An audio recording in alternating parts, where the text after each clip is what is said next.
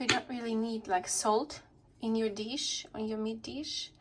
If you have soy sauce, it will be more than enough. I use this one.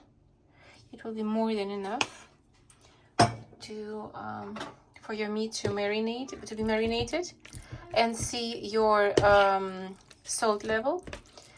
So just marinate it in the fridge for about, well, as minimum half an hour, I guess. And you really don't need any salt. Make sure that you do not put too much. You can actually marinate onion together with the meat as well.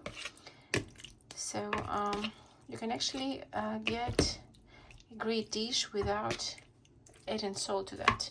So in my case, I have beef cut in small cubes. By the way, small secret of cutting beef in small even cubes is cutting it slightly frozen.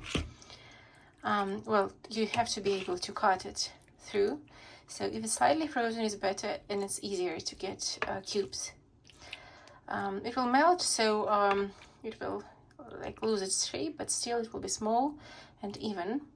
So in my case, I will probably add some onion and then leave it in the fridge for about a half an hour as a minimum to get all the salt, all the taste inside. And then I'll like fry it, or I will do the soup with it.